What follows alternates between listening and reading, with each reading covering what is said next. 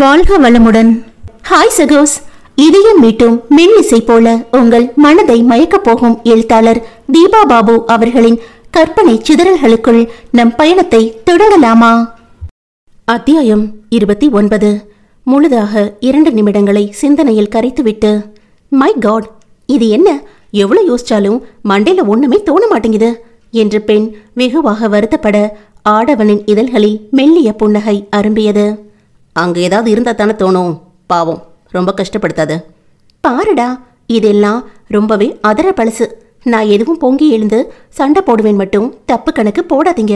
Basically Nadiya ரொம்ப பெருந்தன்மையான பொண்ணு, அதனால உங்களை ஒன்று சொல்ல மாட்டா என்று அலட்டினாள்.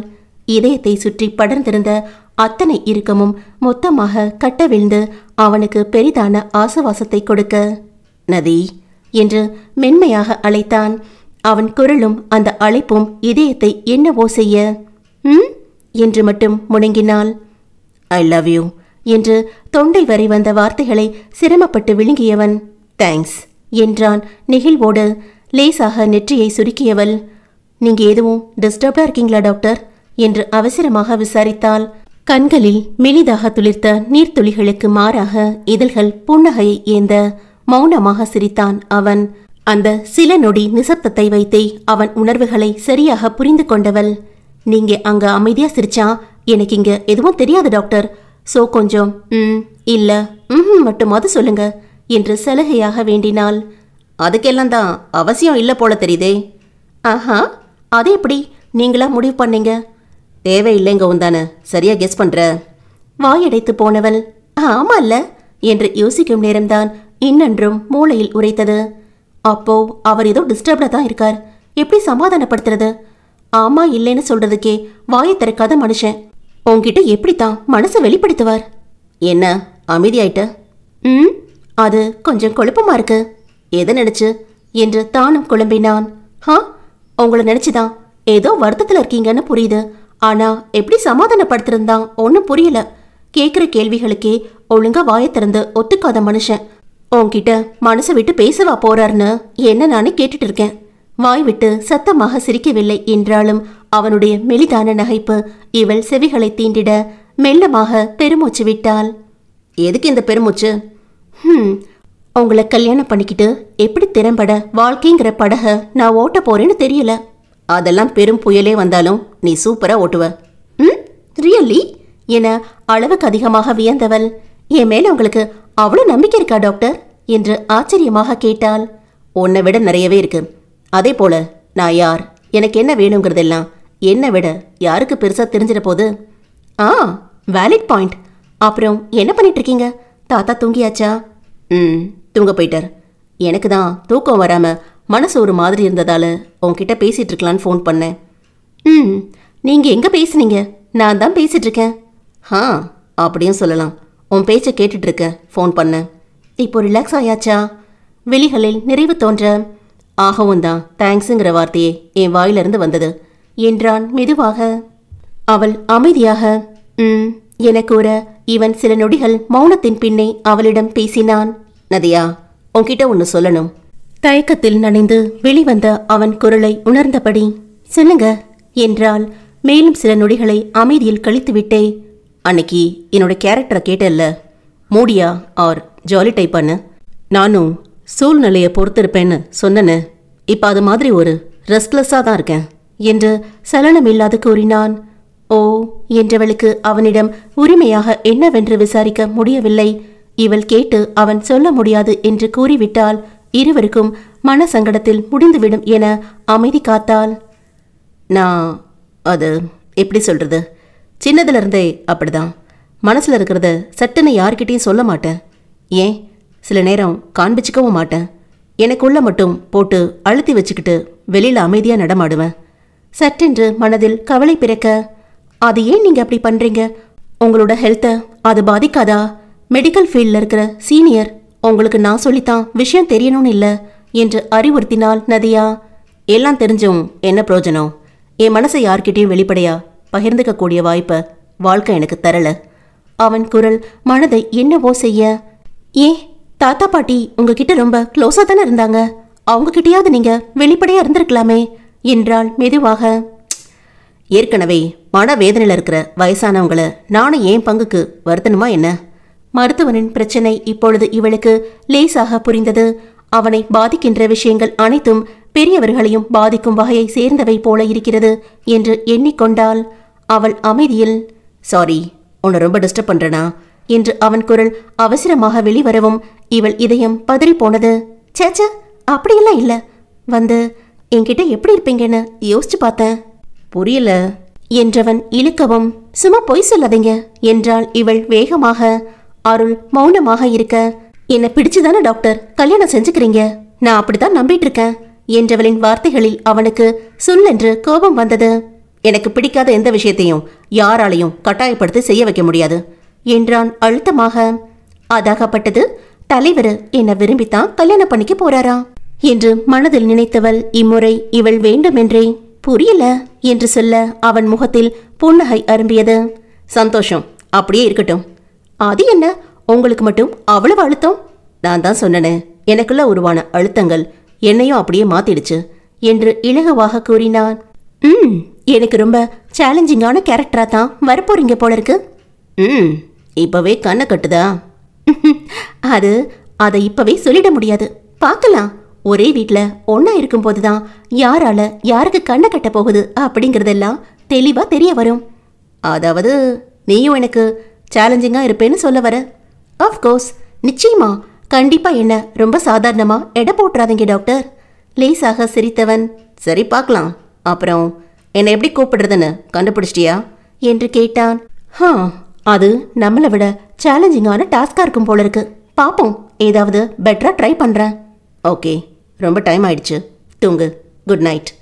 உடனே பெண் பணிவாக, உங்ககிட்ட ஒரு ரெக்வெஸ்ட் என்று கேட்கவும் இவனும் அனுசரணையாய், சொல்லுமா என்றான். தயவு செஞ்சு என்கிட்ட டாக்டரா கடமை கண்ணியம் கட்டுப்பாடுன்னு எல்லாம் நீங்க இருக்கக்கூடாது. ஒன்லி புருஷனா மட்டும்தான் நடந்துக்கணும். என்னவோ ஏதோ என்று தீவிரமாக இருந்தவனின் இதயம் சற்றென்று உல்லாசத்திற்கு தாவ. என்னது, புருஷனா மட்டும்தான் நடந்துக்கணுமா? அப்ப இந்த வாயாடி சித்த மருத்துவர் தொலைஞ்சு போய் தொடநடுங்கி நதியா பட்டுன்னு வெளியே வந்துருவாளே, நான் எப்படி சமாளிக்கிறது என்று கேட்டுவிட இவள் முகம் சிவந்து போனது. ஹலோ, என்ன எப்ப பாரு டபுள் மீனிங்ல பேசுறீங்க என முனங்கலாக அதட்டினாள். For your kind information ma'am, புருஷனுக்கான ரைட்ஸ்ல அதுவும் தான் அடக்கும். இருக்கும். ஓகே, குட் நைட் என்று வேகமாக இணைப்பை துண்டித்து விட்டாள் அவள். முகமெங்கும் புன்னகையில் மலர்ந்திருக்க பேசியில் இருந்த அவளின் புகைப்படத்தை மெல்லமாக விரல்களில் வருடியவனின் விழிகளில் மெல்லிய மயக்கம் தோன்றியது. இங்கே நம் நாயகியின் முகத்திலும் நாணப்பூக்கள் மலர்ந்திருந்து புதிதான அழகை கொடுத்தது. அத்தனை சீக்கிரத்தில் தன் இயல்பை விட்டு இறங்கி வந்து வார்த்தைகளில் என்றாலும் கூட இவளிடம் நெருக்கம் காண்பித்து விடமாட்டான் நாயகன். ஆனால் இவள் வாய்ப்பை ஏற்படுத்தி தந்துவிட்டால் அவ்வளவுதான், உடம்பாக பற்றி கொள்வான். இதோடு இந்த அனுபவத்தில் 3 முறை அப்படி சிக்கிவிட்டாள் பெண். அந்நேரம் அவளின் இனிமையை கெடுக்க என்றே அலைபேசி அலறவும் மீண்டும் அவனா என்கிற அதீத எதிர்பார்ப்புடன் திரையை பார்த்தவள் தோழி ஒருவளின் பெயர் மின்னவும் ஏமாற்றம் கொண்டாள். சரியான ஸ்ட்ரிக்ட் டாக்டர் என்று உதட்டை சுளித்து கொண்டாள். ஹலோ, சொல்லு காவியா. என்னடி டாக்டரம்மா, லைஃப் எல்லாம் எப்படி போகுது? அது போகுது சூப்பரா. கூடிய விரைவில் உங்க சங்கத்துல வேற சங்கமா ஆக போறேன். என்னது சங்கமா? என்ன சொல்ற? வீட்டுல மாப்பிள்ள பார்த்து கல்யாணம் பேசி முடிச்சிருக்காங்க. பாருடா, சூப்பர். போ, எப்போ மேரேஜ்? இன்னும் 2 வாரம் தான் இருக்கு. ரிசப்ஷன் அதுக்கு அடுத்த வாரத்துல ஃபிக்ஸ் பண்ணிருக்காங்க. செம்ம. நம்ம குரூப்ல நீ மட்டும்தான் பெண்டிங்ல இருந்த. ரிசப்ஷன்ல சரியா கலக்கிடலாம். தோழியின் ஆர்ப்பரிப்பில் சிரித்து கொண்டவள், அப்புறம் வீட்டுல எல்லாம் எப்படி இருக்காங்க? குட்டி எப்படி இருக்கா என்று குசலம் விசாரித்தாள். அச்சோ, அவளுக்காக தாண்டி ஃபோன் பண்ண, அதை மறந்துட்டு பேசிட்டு இருக்கேன். ஏன், என்னாச்சு? அது என்று முதலில் சங்கடப்பட்டவள், இதுக்கெல்லாம் என்னால பிள்ளைய டாக்டர் கிட்ட அழைச்சிட்டு போக முடியல, அதுக்காகத்தான் உனக்கு ஃபோன் செஞ்சேன் என்றாள் மெதுவாக. என்கிட்ட எதுக்கடி சங்கடப்படுற? என்ன பிரச்சனை? இல்லடி, பாப்பாக்கு காலையில இருந்து தொடை இடுக்கல ரொம்ப அரிப்பா இருக்கு. காலையில லேசாதான் இருந்துச்சு, நேரம் ஆக ஆக நமைச்சல் அதிகமா இருக்குன்னு ரொம்ப சொரீரா. அதுல தோல் எல்லாம் செவந்து எரிச்சல் வேற எடுக்குது. மெடிக்கல்ல ஏதாவது ஆயில்மெண்ட் வாங்கிட்டு வரட்டுமான்னு அவர் கேட்டாரு. நான் தான் எதுக்கும் ஒரு முறை உன்கிட்ட கேட்டுக்கலான்னு கூப்பிட்டேன். ஒன்றும் பிரச்சனை இல்லை. வீட்டில் கத்தால செடி வச்சிருக்கியா? இருக்கே. ஓகே, இப்பவே அதோட ஒரு இலைய கட் பண்ணி தனியா எடுத்து வச்சிரு. புரிஞ்சிருச்சு. அதுல உள்ள இருக்க ஜெல் எடுத்து தடவி விடணுமா? இப்பவே செய்யறேன். ஹேய் பைத்தியம், முதல்ல நான் சொல்றத முழுசா கேளு. நதியா அதட்டவும், ஏண்டி என்றாள் காவியா பரிதாபமாக. உன் அவசரத்திற்கு பிள்ளையோட தோலை கெடுத்து வச்சிடாத நீ. சரி சொல்லு, என்ன செய்யணும்? அதை இப்ப யூஸ் பண்ணக்கூடாது. ஒரு அரை மணி நேரம் கழிச்சுதான் அப்ளை பண்ணணும்.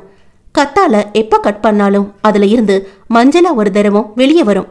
அது ஒரு வகை ஆசிட் சுரபி. நமக்கு அது நல்லதில்லை. ஸோ கொஞ்ச நேரம் கழிச்சு அந்த மஞ்சள் ஜெல்லை நல்ல தண்ணியில கழுவிட்டு தான் பயன்படுத்தணும். கத்தால நல்ல கிருமி நாசினி. இந்த மாதிரி ஃபங்கஸ் பாக்டீரியாக்கு ரொம்ப எஃபெக்டிவா இருக்கும்.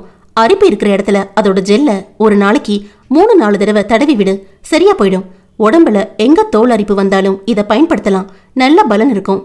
ஒரே இலைய துண்டு துண்டா கட் பண்ணி வச்சு பயன்படுத்தலாம் தானே? பண்ணலாம் காவியா, ஆனா பெட்டர் ஒரே எண்ட்ல இருந்து அப்பப்ப தேவைக்கு ஏற்ப கட் பண்ணி யூஸ் பண்ணு. அதுதான் ஃப்ரெஷ்ஷா இருக்கும். மறந்துடாத, எடுக்கிற ஜெல்ல தண்ணியில நல்லா கழுவிட்டு தான் பயன்படுத்தணும். சரி என அவள் ஒப்புக்கொள்ள. இப்ப வீட்டுல ரொம்ப புளிக்காத தயிர் வச்சிருந்தேன்னா அதை பாப்பாக்கு அரிப்பு இருக்கிற இடத்துல போட்டு விடு, சரியா போயிடும். என்னது தயிரா? அதையெல்லாமா அங்க தடவுறது? தாராளமா தடவி விடலாண்டி. அதுவும் ஒரு நல்ல கிருமி நாசினி தான். ஆனா அதிகம் புளிச்சதா, ரொம்ப பழைய தயிரா இருக்கக்கூடாது.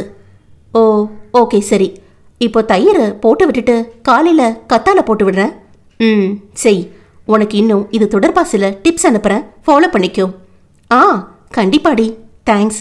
என்னடா பண்றதுன்னு முழிச்சிட்டு இருந்தேன். ரொம்ப சுலபமா ஐடியா கொடுத்துட்ட நீ என்று இரவு வாழ்த்துடன் இணைப்பை துண்டித்தாள் காவியா. அவளின் வாட்ஸ்அப்புக்கு சென்று டைப் செய்ய ஆரம்பித்தாள் நதியா. பொதுவில் உடம்புல எங்க தோலரிப்பு, தடிப்பு, புண் வந்தாலும் செவந்து போனாலும் நான் சொன்ன மாதிரி தயிர் கத்தால பயன்படுத்தலாம். அதோட குளிக்கிறதுக்கு அரை மணி நேரம் முன்னாடி கொஞ்சமா வேப்பில்லை, சின்ன வெங்காயம் அரைச்சு மஞ்சள் கலந்து அந்த இடத்துல பூசி ஊற வச்சு குளிக்கலாம். இன்னொரு தீர்வா குப்பமேனியில மஞ்சள் தூள், கல் உப்பு தலா 1 டீஸ்பூன் போட்டு அரைச்சும் தடவலாம். அப்படி வாஷ்ரூம் யூஸ் பண்ணிட்டு வந்தா கழுவின இடத்த ஈரம் இல்லாம சுத்தமா துடைக்கிற பழக்கத்தை குழந்தைக்கு சொல்லிக் கொடு. அப்பதான் இந்த மாதிரி பூஞ்சை தொற்று வராம தோல் ஆரோக்கியமா இருக்கும். ஈரமும் வெப்பமும் சேர்ற இடத்துல தான் அது உருவாகும். இது எந்த அளவுக்கு வெயில் காலங்கள்ல வியர்வேல கழுத்து, அக்குள், தொலைப்பகுதி இண்டு இடுக்குல உருவாகுதோ அதே மாதிரி மழை குளிர்காலங்கள்ல தண்ணி சரியா குடிக்காம இருந்து உடல் சூடு அதிகரிக்கிறதுல அந்தரங்க பகுதியிலையும் உருவாகும். அதனால சின்ன வயசுல இருந்தே அவங்க உடம்பை எப்படி சுத்தமா சுகாதாரமா பராமரிக்கணும்னு கத்துக்கொடு. அப்புறம் இன்னொரு முக்கியமான விஷயம், எல்லாருமே பின்பற்ற வேண்டியது, உள்ளாடைகளை எப்பவும் நல்ல வெயில் படுற இடத்துல காய வச்சு எடுத்து பயன்படுத்துறது ரொம்ப நல்லது. இந்த மாதிரி தொற்று இருக்கிற சமயத்துல நல்ல வெதுவெதுப்பான சுடு தண்ணில மஞ்சள், கல் உப்பு போட்டு ஊற வச்சு அலசி போடணும். அவங்க பயன்படுத்துற துண்டு, துணிமணி, சோப் எல்லாம் மற்றவங்க உபயோகிக்க கூடாது. அத்தியாயம் 30. மணமக்கள் இருவருக்குமே ஞாயிறுதான் தோதுப்படும் என்பதால் அன்றே முகூர்த்த புடவை, திருமாங்கல்யம் வாங்க என திட்டமிட்டு கொண்டு நகரின் புகழ்பெற்ற கைராசியான கடையில் இரு குடும்ப அங்கத்தினரும் ஒன்று கூடியிருந்தனர். இந்த பக்கம் வழக்கம் போல தாத்தாவும் பேரனும் மட்டும் வந்திருக்க, இங்கே பெண்ணுடன் அவள் அம்மா அப்பாவும் அதோடு சேர்ந்து மூத்தவளும் தன் பிள்ளையோடு வந்திருந்தாள். வாமா, எப்படி இருக்க? ஊர்ல இருந்து எப்போ வந்தீங்க? மாப்பிள்ள வரலையா? கோபாலின் கேள்விகளுக்கு புன்னகையுடன், நேத்து சாயந்தரம் வந்தேன் தாத்தா, அவருக்கு வேலை இருக்கு, அதான் வரல என்றாள் அமலா. அருள்மொழியை பார்த்ததும் குழந்தை தன்னால் அவனிடம் தாவ அதை எதிர்பார்த்திராதவன் வேகமாக பிள்ளையை கையில் தாங்கிக் கொண்டான். ஹே பாப்பு, என்ன இது என்று அமலா அதட்டவும் இவன் அவளை சமாதானம் செய்தான். இருக்கட்டும், மிரட்டாதீங்க. போன தடவை பார்த்ததை வச்சு அடையாளம் புரிஞ்சு வந்துட்டா. வர்மா, நதியாவோட அக்கா உனக்கு அன்னி முறை வரும், அப்படி சொல்லி பழகு. அவன் சற்றே சங்கடத்துடன் அமலவை பார்த்துவிட்டு, சரி தாத்தா என்றான். பெண்ணை பெற்றவர்கள் இருவருக்கும் அவனின் நிலை புரிந்தது. அன்று கோபால் சொல்லி இருந்தது போல தங்கள் வருங்கால மருமகன் மொத்தமாக உறவுகளை விட்டு தள்ளி சென்று விட்டான் போலிருக்கிறது என்று எண்ணி பெருமூச்சு விட்டனர். டாக்டர், நீங்களா கூப்பிடாம இவளே உங்ககிட்ட வந்துட்டான்னு ரொம்பவும் பெருமைப்பட்டுக்காதீங்க. வெளியிடங்களுக்கு வந்தா அவளுக்கு நாங்க யாரும் மொபைல் தரமாட்டோம், அதுதான் மேடம் உஷாரா முந்திக்கிட்டா என்று மருத்துவனை கேலியாக எச்சரித்தாள். அவளின் கிண்டலில் அவன் பார்வை சின்னவளின் முகத்தில் பதிய அது ஈ என்று பற்களை காட்டியது. விழிகளில் கனிவு பிறக்க குழந்தையின் நெற்றியில் முட்டியவன், இல்ல பாப்பா இன்னைக்கு சித்தப்பா கிட்ட போன் கேட்க மாட்டா, என்றதும் பிள்ளையின் முகம் சுருங்கி போக அவனை சோகமாக பார்த்தாள். அதுக்கு பதிலா சித்தப்பா அவளுக்கு நிறைய ட்ரெஸ்ஸஸ் டாய்ஸ் எல்லாம் வாங்கி தருவனா என்றதும் மீண்டும் பூமத்தாப்பாக சிரிப்பில் சிதறியது. பாப்பாக்கு பாபி ட்ரெஸ் வேணும் என்றாள் அவள் வேகமாக. ஓகே வாங்கிடலாம் என்றதும் அடுத்து பாபி டால், பாபி கேக் என அடுக்கிக் கொண்டே போனாள். ஐயோ பாருங்கம்மா இவள என்று தன் தாயிடம் புலம்பியபடி, கொஞ்சம் இடம் கொடுத்தா ரொம்ப பண்ணவா இவ, என்கிட்ட கொடுங்க என்று மகளை தான் வாங்கிக் கொள்ள முயன்றாள் அமலா. அதெல்லாம் விடுமா, சின்ன குழந்தைங்க அப்படிதான் இருக்கும், வர்மன் சமாளிச்சுப்பான் என்று அவளை தடுத்தார் கோபால். இல்ல தாத்தா அது என்று தடுமாறினாள் பெரியவள்.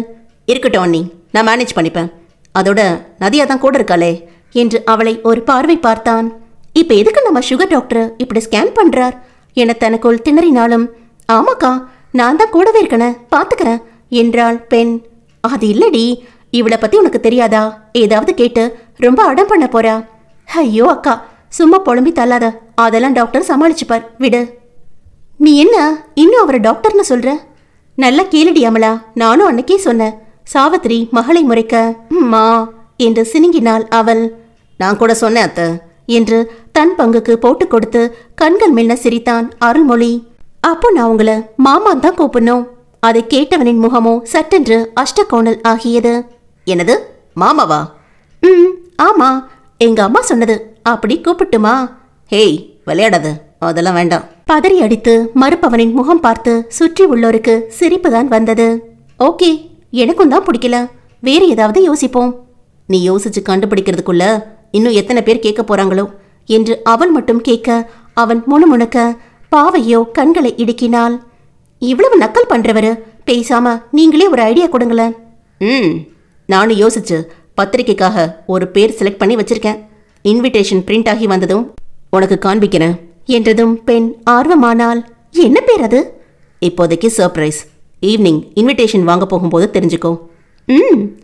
பாக்குறேன், அதுலேயே உங்க டேஸ்ட் தெரிஞ்சு போயிடும் என்று உதட்டை சுளித்தாள். அவன் கவனம் அங்கே குவியும் முன் சின்னவள் அவனுடைய சட்டைக்காலரை பிடித்து இழுத்தாள். Siddha Bobby dress. அவர்களுக்கு தனிமை கொடுத்துவிட்டு மற்றவர்கள் பட்டுப்புடவைகள் பக்கம் ஒதுங்கி இருக்க இவள் தனக்கானதை தேடி விழிகளை சுழற்றிவிட்டு காணாமல் அவனை உலுக்கியிருந்தாள். வாங்கலாமா என்றபடி கோபாலின் அருகில் சென்றவன், தாத்தா நாங்க போய் பாப்பாக்கு ட்ரெஸ் வாங்கிட்டு வந்துட்டுமா என்று கேட்டான். இல்ல மாப்பிள்ள, முதல்ல நல்ல நேரத்துல கல்யாண புடவை எடுத்துடலாம் என்றார் சாவித்திரி அவசரமாக. ஓகே நீங்க எடுங்க, நாங்க அதை பார்க்குறோம். அவர்கள் சொல்வது அறியாமல் நதியாவை பார்க்க, என்ன பார்த்தா நீங்க தான் பேசணும் என்று நமட்டை கடித்து புன்னகைத்தாள் அவள். அனைவரின் முகத்தையும் ஒரு பார்வை பார்த்தவன், என்னாச்சு என்று புரியாமல் கேட்டான். உங்க கல்யாண துணிய நீங்களும் இவளும் தானே செலக்ட் பண்ணணும். ஓ என்றவன், ஆனா எனக்கு இது எதுவும் பார்த்து எடுக்க தெரியாதே, உனக்கு தெரியுமா என்று வேகமாக திரும்பி நதியாவை பார்த்தான். எனக்கும் தெரியாது என்று தோள்களை குலுக்கினாள் அவள். அவளின் குறும்பை கண்டு கோபமாக சாவி மகளின் கையை கிள்ள, அம்மா என்று சினுங்கி அவரை முறைத்தாள் மகள். அவர்தான் விவரம் இல்லாம பேசுறாருனா நீயும் லொல்லு பண்ற, ஒழுங்கு மரியாதையா புடவைய பார்த்து எடு. அமலாவுக்கு எடுக்கும்போது கூட வந்திருந்தல்ல, நாங்க போய் எங்களுக்கு புடவைகளை பார்க்குறோம், நீங்க இங்கேயே எடுங்க என்றவர் அங்கிருந்த விற்பனை பெண்ணிடம் எந்த மாதிரி புடவைகளை காட்ட வேண்டும் என்று குறிப்பு சொல்லிவிட்டு எழுந்து சென்றார். இருவரும் தனிமையில் தள்ளப்படவும், என்ன உங்க அம்மா என்ன இப்படி டேமேஜ் பண்ணிட்டு போறாங்க என்றான் அதுவரை திகைப்புடன் நின்றிருந்த வர்மன். பின்ன நீங்க என்ன இதுல அனுபவசாலியா? கொஞ்சம் முன்னாடி தானே விவரம் இல்லாம வாலண்டியரா வந்து ஒத்துக்கிட்டீங்க என்று கண் சிமிட்டினாள். இடவளமாக தலையசைத்து கொண்டவன், இனிமே ரொம்பவே ஜாக்கிரதையா பேசணும் போல இருக்கு என்றவன் அவள் அமர்ந்த நாற்காலிக்கு பக்கத்து நாற்காலியில் அமர்ந்தான். நீங்க பேசுறதே ரொம்ப அதிகம், இதுல இது வேறையா? எப்பவாவது தானே ஃப்ரீயா விடுங்க என்றவள். உங்களுக்கு என்ன கலர் பிடிக்கும் என்று அடுத்து புடவைகளை பார்வையிட்டபடி இவனிடம் விசாரித்தாள். அவன் கண்கள் அங்கே அடுக்கப்பட்டிருந்ததை அளவெடுக்க, ஹேய் சூப்பர் ஐடியா என்று சட்டென்று ஆரவாரமாக திரும்பினாள் அவள். என்ற கேள்வியுடன் அவன் பார்வை அவள் முகத்தில் குவிந்தது. அவனை விடுத்து, wedding couples matching saris and dhotis collection இருக்கா என்று விற்பனை பெண்ணிடம் விசாரித்தாள். அருள் வியப்புடன் அவளை பார்க்க, இருக்கு மேம், அது செகண்ட் ஃப்ளோர் தனி செக்ஷன் என்று விவரம் தந்தாள். ஓகே ஃபைன், நாங்க அங்க போய் பார்த்துக்கிறோம் என்று எழுந்தவள் தன் அன்னையிடம் வேகமாக நடக்க இவன் பின்னால் போக வேண்டியதாக இருந்தது. இந்த பொண்ணு என்ன இப்படி பண்றா? இப்படி பட்டு பட்டுன்னு முடிவெடுக்கிறா? அம்மாவிடம் பேசிவிட்டு திரும்பியவள், வாங்க நம்ம போகலாம் என்று அடுத்து மின் தூக்கியை நோக்கி சென்றாள். லேசாக மூச்சை இழுத்து விட்டவன் அவளுடன் இணைந்து நடந்தான். உள்ளே நுழைந்து தளத்தின் எண்ணெய் அழுத்திவிட்டு அவன் முகம் பார்த்தவள், என்னாச்சு? ஒரு மாதிரி டல்லாயிட்டீங்க. உங்களுக்கு இதுல இன்ட்ரெஸ்ட் இல்லையா என்ற தயக்கத்துடன் கேட்டாள். ஒரு முறை பின்னங்கழுத்தை அழுந்த தடவியபடி பார்வையை அலைய விட்டவன் இவளிடம் திரும்பி, காஃபி சாப்பிட போலாமா என்று கேட்டான். ஆ என்றவள் விழிக்க அவன் உணவகம் இருக்கும் தளத்தின் எண்ணெய் அழுத்திவிட்டு அமைதியாக நிற்கவும் புரியாது பார்த்தாள். என்ன செய்கிறான் இவன்? கதவு திறக்கவும் வா என்று ஒற்றை சொல்லுடன் முன்னால் நடந்தான். சிறிது கூட்டம் இருந்தாலும் தனி இடம் பார்த்து அவளை அழைத்து சென்றவன், உட்காரு என்று ஒரு நாற்காலியை கை காட்ட பெண் அமைதியாக அமர்ந்தாள். அவன் எதிரே அமர்வான் என்று இவள் நினைக்க அருகில் வந்து அமர்ந்து கொண்டான். சலனமின்றி இருந்த முகத்தில் இருந்து ஒன்றும் தெரிந்து கொள்ள முடியவில்லை என்றாலும் அவனுடைய உடல் மொழியை வைத்து ஏதோ சரியில்லை என்று புரிந்தது. மீண்டும் தன் பின்னங்கழுத்தை தடவிக்கொண்டவன், என்ன சாப்பிடுற என்று கேட்டான். தன் கை கடிகாரத்தில் நேரத்தை பார்த்து விழித்தவள், இப்போ வா என்று விட்டு சுற்றிலும் விழிகளை ஓட்டினாள். Lemon juice okay? சரி வாங்கிட்டு வரேன் என்று எழுந்தவனை அவசரமாக தடுத்தாள் அவள். நானும் வரட்டுமா? இல்ல, இங்க இடம் போயிடும், நீ உட்காரு, 2 மினிட்ஸ்ல வந்துடுறேன். இப்ப என்ன ஆச்சவருக்கு? ஒரு மாதிரி ரெஸ்ட்லெஸ்ஸா இருக்காரு. சொன்னது போலவே வந்தவன் அவளுடையதை அவளிடம் கொடுத்துவிட்டு தான் நிதானமாக காஃபியை பருக ஆரம்பித்தான். தன் கையில் இருந்ததை ஒரு வாய் குடித்ததுமே, இதுல எல்லாம் ரொம்ப தெளிவுதான், சால்ட் போட்டு வாங்கிட்டு வந்திருக்காரு பாரு மனுஷன் என்று தனக்குள் புன்னகைத்து கொண்டாள். உன்னை எதுவும் நான் அப்செட் பண்றனா? திடீர் என்று அவன் கேட்கவும் திகைத்து நிமிர்ந்தவள், என்ன? இல்லையே என்றாள் வேகமாக. என தலையசைத்து கொண்டவன் மீண்டும் தன் பானத்தை அருந்தினான். ஏன் அப்படி கேட்டீங்க? நீங்க ரொம்ப அப்செட்டா இருக்கீங்களா? நான் எதுவும் உங்களுக்கு பிடிக்காததை செஞ்சிட்டேனா? சாச்சு இல்ல என உடனே மறுத்தவன், என்னால உன் வேகத்துக்கு சட்டு சட்டுன்னு வர முடியல என்று வழக்கம் போல பின்னங்கழுத்தை தடவினான். அதை கவனித்தவள், இது உங்க மேனரிசமா என்று விசாரித்தாள். என்ன என்று புரியாது பார்த்தான். இல்ல, இதோட 3வது தடவை. அவன் கேள்வியாக புருவங்களை சுருக்க, நீங்க உங்க கழுத்தை தடவுறது என்று பதில் தந்தாள். ஓ என்றவன் இலகுவாக தளர்ந்தமர, பட் நல்லா இருக்கு என்றபடி கவனமாக எலுமிச்சை சாரில் தன் பார்வையை பதித்து அருந்த ஆரம்பித்தாள் அவள். ஒரு கணம் அவளை வியப்புடன் பார்த்தவன் முகம் மெல்ல புன்னகையில் விரிந்தது. அதை அவன் அறியாமல் ஊரவெளியில் கவனித்தவள், அப்பாடி சிரிச்சிட்டாரு என்று ஆசுவாசம் அடைந்தாள். Nadiya, if you don't mind, நான் உன் கையை பிடிச்சிக்கலாமா? இதயத்தில் லேசான படபடப்பு எழுந்தாலும் சம்மதமாக தலையாட்டினாள். அடுத்த நொடி அவள் கருத்தை அழுத்த பற்றி இருந்தவன் தன் இரு உள்ளங்கைக்குள் அதை பொதிந்து கொண்டான். சற்றே சங்கோஜமாக இருந்தாலும் அமைதியாக அமர்ந்திருந்தாள். என்னால உன் வேகத்துக்கு சட்டு சட்டுன்னு வர முடியல. முன்பே இவன் இதை சொன்னது நினைவு வர, என்ன ஆச்சு என்று முகம் பார்த்தாள். இல்ல, நீ பாட்டுக்கு கலர் பத்தி கேட்டுட்டு இருந்த, அப்புறம் திடீர்னு என்னவோ சந்தோஷப்பட்ட, அந்த சேல்ஸ் உமன் கிட்ட பேசின, அடுத்து அத்தை கிட்ட ஓடின, அப்புறம் லிஃப்ட்டுக்கு இழுத்துட்டு போற என்று நிறுத்தினான். ஆமா, உங்க முன்னாடி தானே வெட்டிங் கப்பிள்ஸ் ட்ரெஸ் பத்தி பேசின. குழப்பத்துடன் கேட்பவளை நேராக பார்த்தவன், ஆனா என்கிட்ட எதுவும் டிஸ்கஸ் பண்ணலையே. நீ பாட்டுக்கு ஒவ்வொன்னையும் வேகமா முடிவெடுத்து என்ன உன் பின்னாடி ஓடி வர வைக்கிற என்றான் குறையாக. என்று முகத்தை தூக்கி வைத்துக் கொண்டு இருந்தவனை சில நொடிகள் விழிகளை விரித்து பார்த்தவள் சற்றென்று வாய்விட்டு நகைக்க ஆரம்பித்தாள். ஏய், சத்தமா சிரிக்காத என்று அதட்டினான் அவன். அவனிடம் இல்லாத தன் மற்றொரு கருத்தால் முகத்தை மறைத்து, ஓ மை காட் என்று நினைத்து அமைதியாக உடல் குலுங்கினாள் சித்த மருத்துவர். நதி, இப்ப எதுக்கு உனக்கு இத்தனை சிரிப்பு? நிஜமா என்னால முடியல. சும்மா டீனேஜ் பையன் மாதிரி இப்படியெல்லாம் ஃபீல் பண்றீங்க. அதுவும் நீங்க சொன்ன விதம் இருக்கே, என்னவோ பாவமான பூனைக்குட்டியா என் பின்னாடி சுத்துறது போல சொல்றாரு என்று தலையசைத்து சிரித்தாள். அவள் சொன்னதை கற்பனையில் எண்ணி பார்த்துவிட்டு அவன் முறைக்க, என்ன பார்வை, இதெல்லாம் உங்களுக்கு வித்தியாசமா தெரியுதா என்று வினவினாள். ஆமா, பின்ன இதெல்லாம் எனக்கு பழக்கம் இல்லை என்றான் வேகமாக. இனி பழகிக்கதான் வேணும். 2 பேருக்குமே இதெல்லாம் புதுசுதானே. ஏன் நீங்க மட்டும் என்ன செஞ்சீங்களா? புடவை வேஷ்டி வாங்க போகலான்னு கூப்பிட்டதுக்கு முகத்தை ஒரு முளத்துக்கு தூக்கி வச்சுக்கிட்டு சம்பந்தமே இல்லாம என்கிட்ட எதுவுமே சொல்லாம மொட்டையா காஃபி சாப்பிட போகலாம் வான்னு கூப்பிட்டா நான் என்னன்னு நினைக்கிறது? உங்களுக்காவது அது பிரஸ்டீஜ் இஷ்யூ ஆச்சு. எனக்கு ஒண்ணுமே புரியாம பயந்து போயிட்டேன். அப்போதுதான் அவள் சொல்ல வரும் விஷயம் லேசாக புரிய குழப்பத்தில் மூழ்கினான். இங்க பாருங்க, நீங்க ஒரு மாதிரி ஹை லெவல்லே இருந்து பழகிட்டதுனால சட்டுன்னு என்னோட ஆக்டிவிட்டிஸை டைஜஸ்ட் பண்ண முடியாம தடுமாறுறீங்க, அவ்வளவுதான் விஷயம். ஆனா இதே நீங்க என்ன உங்க இஷ்டத்துக்கு இங்க இழுத்துட்டு வந்தது எனக்கு பெரிய விஷயமா தெரியல. ஏன்னா ஆல்ரெடி எங்க அம்மா கண்ட்ரோலுக்கும் நான் அப்பப்ப இப்படி போய் பழக்கம் இருக்கு என்று தோள்களை குலுக்கினாள். தலையை உலுக்கி கொண்டவன், இப்ப என்ன சொல்ல வர என்று கேட்டான். இதுவரை நீங்க சிங்கிளா சுதந்திரமா சுத்திட்டு இருந்தது எல்லாம் வேற. இனிமே மிங்கிள் ஆகிறதுக்கான நேரம் வந்துருச்சு. சோ அதுக்கெல்லாம் மெதுவா ரெடி ஆகிக்கோங்கன்னு சொல்ற என்று கண் சிமிட்டினாள். நட்புகள் எல்லாரும் மறக்காம நம்ம சேனலை சப்ஸ்கிரைப் பண்ணுங்க. கதையை கேளுங்க, லைக் பண்ணுங்க, கமெண்ட் பண்ணுங்க, பிடிச்சவங்க ஷேர் பண்ணுங்க. நன்றி.